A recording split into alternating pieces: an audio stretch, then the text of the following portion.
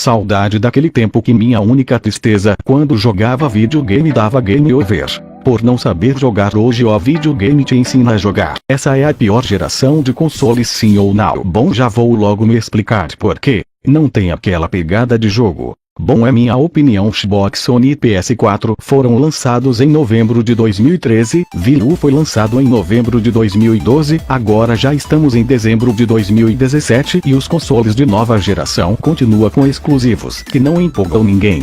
Nas gerações passadas entre 2015 e 2016 a essa altura do campeonato já tinham surgido vários games exclusivos que faziam valer o console. Xbox, Sony tem pouquíssimos jogos realmente exclusivos, a maioria posso jogar no PC de boa, só minha opinião, nada mais. Acredito que a falta de novos títulos ou continuações ajudou os jogos indie a migrarem também para os consoles. Particularmente eu não tenho nada contra este tipo de jogo que os desenvolve. A questão é que vejo apenas duas interpretações possíveis para essa estratégia de remasterização em massa das empresas. Ou elas estão mais focadas em apresentar grandes jogos da geração anterior que não alcançaram, devido à tecnologia oferecida na época do seu lançamento original, todo o seu potencial gráfico, ou simplesmente estão sem criatividade para novos lançamentos. Outro ponto que questiono sobre essa geração é se ainda vale a pena você ter jogos exclusivos. Principalmente quando penso em casos como GTA V e Rise of the Tomb Raider.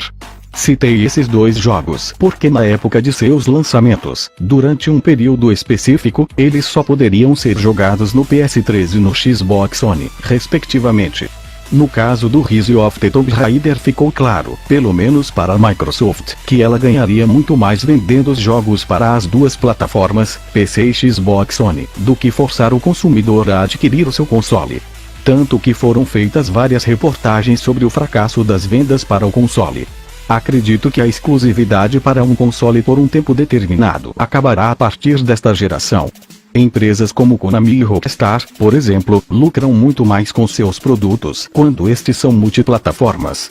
Para ilustrar, a franquia Metal Gear Solid teve o seu primeiro jogo, MGS5, The Phantom Pain, lançado sem exclusividade para a Sony e fez a Konami ter um dos seus maiores faturamentos.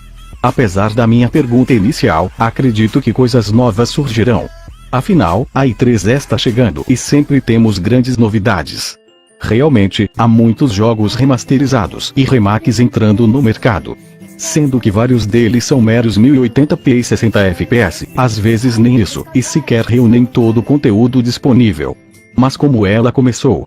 Para não me estender muito, vou resumir as causas dessa onda de remasters e remakes, ou os dois juntos, como em Resident Evil, a tentativa de brincar com a nostalgia dos jogadores, lucros mais rápidos, o motivo está no próximo tópico, e por último, a preocupação dos desenvolvedores em atualizar suas obras. Este último pode soar irreal, mas há casos como esse, apesar de raros, como o do Uncharted Nathan Drake Collection, que traz os 3 jogos do PS3 com um ótimo upgrade nos gráficos, modo Despedro 1 e legendas e dublagem em português. Sem contar os remasters considerados necessários, como Grim Fandango Remastered Final Fantasy XII, recém-lançado. A imagem acima mostra a evolução de polígonos da Lara Croft original, 1996, em comparação com a Lara Croft refeita, 2007. Realmente é uma evolução e tanto. Porém, a evolução de detalhes é tão grande quanto a evolução do trabalho para torná-lo real. Qualquer um sabe disso. Mas e se eu disser que o tempo médio para desenvolver um jogo, 2 a 5 anos, considerando algumas variáveis, como criação de engine, plataforma, tipo de jogo, etc., é o mesmo desde a 500 geração? Claro que sempre existiram e sempre existirão os chamados Development Hell, situações onde um jogo demora muito para ser lançado por diversos motivos. Alguns exemplos são The Last Guardian, FFXV, No, etc., mas a impressão de que os jogos demoram para serem lançados está longe de ser real. O que acontece é que os jogos são anunciados cada vez mais cedo, coisa de 1 a 2 anos do lançamento, para atender ao império do IP. Olha ele aí de novo. Dessa forma, se ocorrer um adiamento ou se o anúncio for cedo demais, a impressão que fica é essa. Mas Bruno, como você pode dizer que um jogo demora o mesmo tempo que um jogo de 10, 15 anos atrás, se é mais difícil desenvolver? Eis a resposta: aumento dos números de empregados envolvidos, roteiristas, programadores, artistas, etc. Basta ver o making-of de qualquer jogo para perceber que há muita gente envolvida. Há 20, 15 anos isso seria considerado uma superprodução. Para se ter uma ideia, Vim contou com a participação de mais de 120 desenvolvedores e foi um dos jogos mais caros de sua época e até para os padrões atuais, mas hoje é apenas normal. Inclusive há quem diga que temos poucos jogos baseado nesse argumento. Quem diz isso esquece de 2 coisas. 4 anos depois do lançamento dos consoles, já temos vários jogos bons, como Horizon Zero Dawn, Nier Automata, Bloodborne, Uncharted 4, etc. E em segundo lugar, geralmente é entre 2, 4 anos que a nova geração passa a valer a pena. São poucos os consoles que já chegam botando pau na mesa. Essa é a reclamação mais comum de gente que não gostou do PS4 Pro e Project Scorpio. Segundo elas, por causa deles, os consoles de mesa vão virar PCs e tornar os seus primogênitos ultrapassados. Claro que, quando os rumores de ambas as melhorias começaram a surgir, o correto era que se esperasse o lançamento desses consoles aprimorados. Mas se você reclama que o PS4 e o Xbox One se tornarão ultrapassados, saiba do seguinte: eles já eram ultrapassados em 2013. Apesar de terem prometido jogos a 1080p e 60 fps, Sony e Microsoft seguraram bastante o potencial de seus consoles na tentativa de não encarecer os mesmos ou tornar difícil o desenvolvimento. O resultado: a realidade bateu na porta logo no início. Uncharted 4 foi prometido a 60 fps, mas tal framerate se encontra apenas no multiplayer.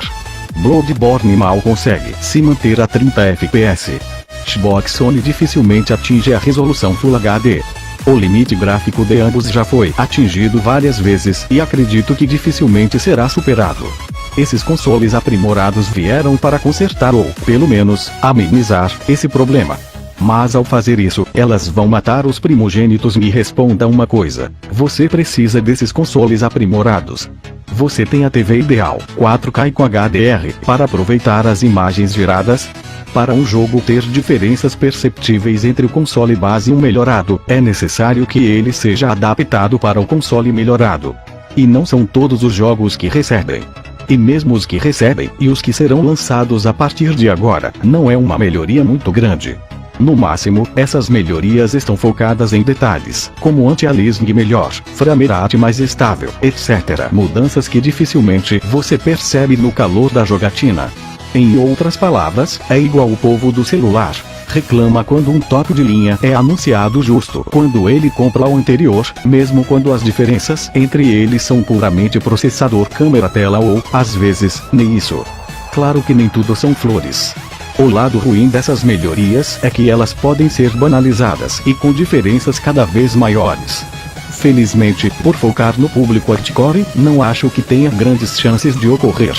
Sim, eu sei que a essa altura você deve estar achando que acredito que o IP é o culpado por todos os problemas da indústria e que se o tirarmos de cena, tudo será solucionado e os videogames serão perfeitos e atingirão as massas de vez.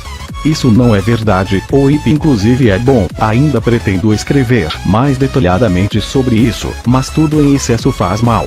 A verdade é que o IP criado em cima de um game, tanto por parte da empresa responsável quanto pelos players, acaba dando-me, na maior parte do tempo, dando assim a impressão que os jogos estão piorando. Mas se tirarmos os óculos do IP, percebemos que estávamos errados, pelo menos na maioria dos casos. É uma das coisas mais comuns acontecer os seguintes: o jogo, altamente hipado, lança, ele não é tão bom quanto se esperava, o jogo é massacrado pelos críticos e jogadores afetados pelo IP, e depois de um tempo, alguns meses, começa a aparecer gente dizendo que o jogo não é tão ruim assim. E na maior parte dos casos, essa gente aumenta com o passar do tempo. O jogo acima é simplesmente o exemplo mais famoso de Dovingrad, assim como a empresa responsável. Junto com Novigrad, veio uma série de preocupações e ânsias nunca antes vistas na história deste país. E também, mais, uma falsa impressão. Para quem ainda não sabe, Novigrad é quando os gráficos / mecânicas de um jogo são piorados em comparação com o que foi visto anteriormente. Mas ao contrário do que muitas pessoas acreditam, o Novigrad não é algo que foi adotado recentemente. Muitos jogos apresentados vários anos atrás sofreram Novigrad no produto final, como Halo 2 e Metal Gear Solid 4. Explicando de forma resumida, o Novigrad pode ocorrer por diversas razões. Dentre elas, dificuldade de desenvolvimento. Se uma demo é apresentada em uma conferência, não quer dizer que o jogo estava pronto. Prazo apertado. Evitar a disparidade entre PCs e consoles. E, por último, a boa e velha sacanagem. O problema é que o público perdeu a confiança nas empresas, várias delas, não todas, por vários motivos, e o senso comum gamer passou a achar que a causa de qualquer Novigrad é a última razão listada acima. Para piorar a situação, são pouquíssimas as desenvolvedoras que admitem que um jogo sofreu Novigrad e dizem o porquê disso. Dois exemplos são a CD Projekt Red, por incrível que pareça, a Ubisoft. Enfim, vamos para o último ponto, OBS. Para estabelecer se houve Novigrad ou não, o produto final é comparado com o que foi apresentado originalmente, pois algumas vezes ocorre casos, como o de Uncharted 4, cujos gráficos sofreram Novigrad se comparados com a E3 2016, mas que são melhores do que foi apresentado na E3 2017 e esse motivo tem seu fundo de verdade. Não ocorreu uma grande evolução da 7ª para a 8ª geração, em comparação com as outras. Mas se você estudar a evolução das gerações, você percebe que isso já era esperado, ao contrário do que muitos alardeiam. A evolução das gerações foi lentamente diminuindo. Partindo da 4ª para a 5ª geração, por exemplo, os jogos partiram para o 3D, criando uma revolução nos games, além de terem muito mais espaço em mídia, nesse caso, o CD. Na 6ª geração, o nível de evolução foi tão bom quanto. Os gráficos evoluíram ainda mais, os personagens passaram a ter rosto e alguns elementos gráficos podiam até ser comparados com a realidade. Isso sem mencionar a invenção da jogatina online. Já quando a 7ª geração chegou, a evolução foi bem menor. Apesar de possibilitar a criação de interfaces gráficas mais elaboradas e a instalação de patches, tanto para software quanto para hardware, leia-se atualizações de sistema, a evolução estava começando a diminuir, e agora estamos na geração atual. O que eu quero dizer com tudo isso é, a evolução entre gerações não vai ser sempre a mesma. Já chegamos no momento em que há pouquíssima coisa para se evoluir, pelo menos com a tecnologia que temos no momento. As únicas coisas que sobraram para serem evoluídas drasticamente é a tecnologia procedural nos jogos, processamento em nuvem só isso. Creio que a partir da 9ª geração veremos evoluções mais, digamos, comuns do que revolucionárias. Considerações finais. Só porque esses argumentos são mentiras ou meias verdades, não quer dizer que essa geração é uma maravilha e que todos que discordam devem se calar. Ela tem uma série de problemas que devem ser resolvidos, como jogos bugados, IP, e mais algumas coisas.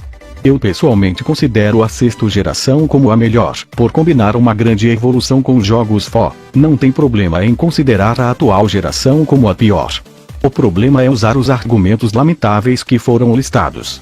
Você consegue pensar melhor que isso, eu garanto. E pronto. Esse foi o fim de mais um artigo. Se você concorda com a afirmação no título, ou discorda de meus posicionamentos, argumente calmamente, rimou. E de forma racional, sem ser cegado pela nostalgia. Se você tem alguma crítica, sugestão ou elogio, não se esqueça de comentar. Se gostou, não esqueça de dar like. Até mais, pessoal. Minha conclusão sobre tudo isso é que como o mercado de games, hoje, está bem mais competitivo, em relação às outras gerações, comentem aí também, o fato de que fazer um lançamento de um jogo AAA é necessário desembolsar uma quantia para um marketing tão grande, ou até mesmo maior que o valor gasto com a produção do jogo, então as empresas apelam para a nostalgia. Talvez a estratégia por trás dessas remasterizações não seja trazer novos jogadores para conhecer um antigo produto, mas sim deixar esse trabalho para os nostálgicos. Vai saber. Valeu, Play Games, sempre conectado no mundo dos games. Siga-me nas redes sociais. Visite e curta nossa fanpage no Facebook e fique atento a mais novidades. Valeu, pessoal, até mais.